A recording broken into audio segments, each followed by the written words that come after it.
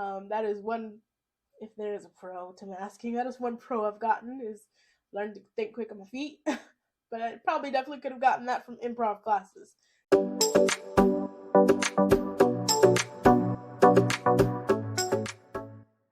Hi guys, welcome back to my channel. If you're new here, welcome. Here is a place that we advocate for disability inclusion and spread awareness to make the world just a little bit brighter.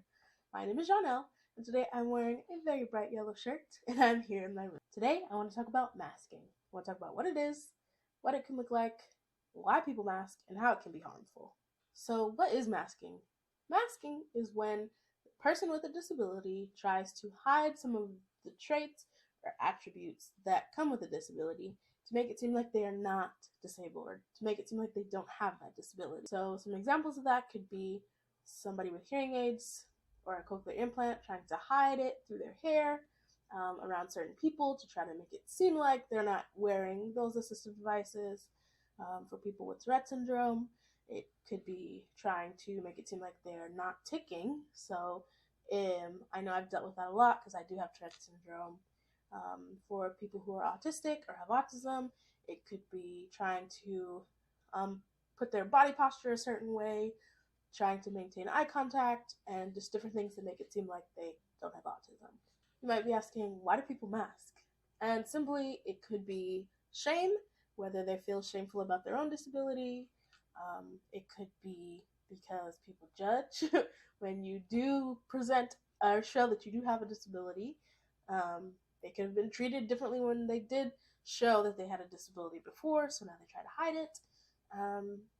Those are just a couple examples, but it usually has a lot to do with society's response, society's reaction, and society's judgment on that specific disability. Now, a lot of people mask, like I said, because of the social stigma, because of society's judgments and stereotypes on our disabilities. There are a lot of negative effects that can come with masking around others. A lot of that could be just more shame of you feeling like, see, when I'm not, showing that I have this disability, when I'm not displaying these traits, when I'm not stimming, whatever it may be, people like me, people accept me, and then you feel shame on your true self and who you really are with the disability, because you feel like people just like you when you mask. Another negative thing about masking is that it causes a lot of anxiety for the person.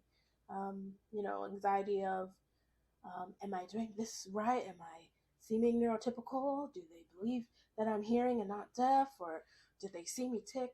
Or did I hide that well enough? It just causes a lot of anxiety, a lot of mental processing, a lot of overthinking. it's a lot. And that induces a lot of anxiety for the person. Another negative thing that comes with masking is kind of a lower quality of life. I know maybe you have this event, you're gonna, go to this place with friends or something, and then you say, that place is not gonna work out because I'm autistic. So you just say, I'm tired, or I have homework, and then you don't go, and you don't really get to do the things that you really want to do in life.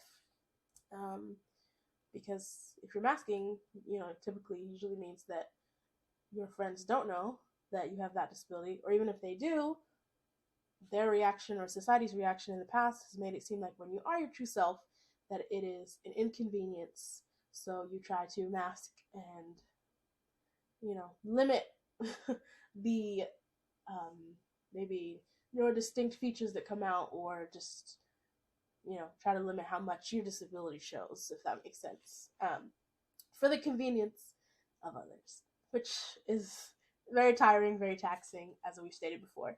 But it definitely can lower your quality of life in those things, because you don't really get to do everything that you wanted to do because you're too busy focused on trying to present as something else. It's a lot. Another negative thing that comes with masking is that you might not be able to have all the accommodations that you need. So, for example, if you're trying to present, if you have ADHD and you're trying to present as, I don't need accommodations, I can sit in class and focus, then the teacher might think, oh, no, they're good. You don't need that extra time on your test, right? You don't need a separate room, right? And if you're masking, it's kind of like,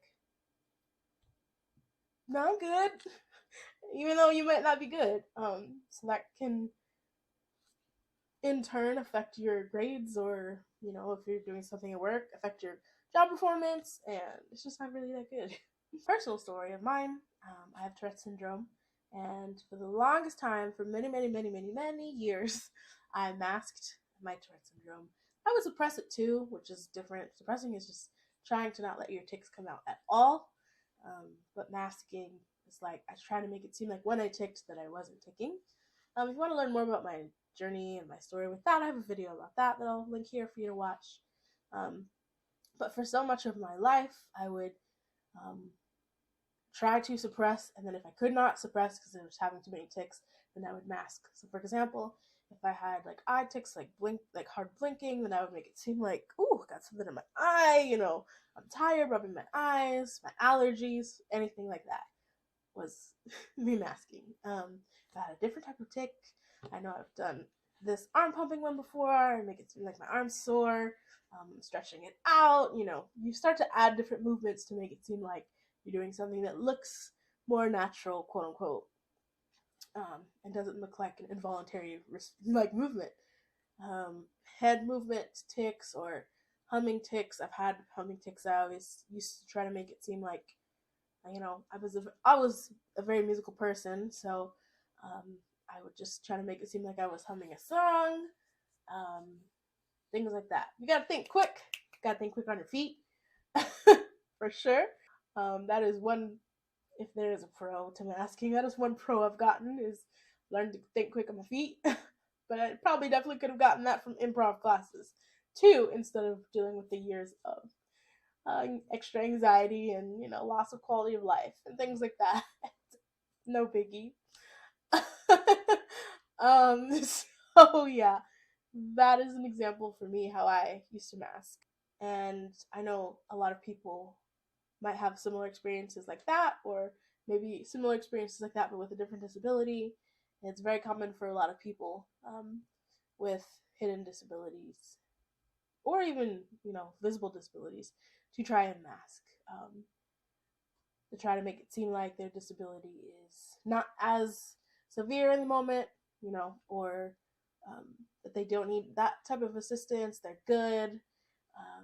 I don't want to say that I'm triggered right now and I need to leave this crowded place because I will be a burden to my friends, things like that. And finally, my tip is if you don't have a disability, a thing that would be very beneficial for us that do have disabilities is to not be judgmental of people. Like, I should be a common sense thing, but you know, we see the looks when, for example, if you're ticking or if you're stimming, somebody who's autistic that's stimming or something like that, you see the looks that you give, which is partially the reason why we mask, so that we don't have to deal with those. So not being judgmental of people. People are stimming or ticking, people moving their bodies the way they want to move their bodies, or their brains are telling them to move their bodies. Just let it be. Don't make it a big deal.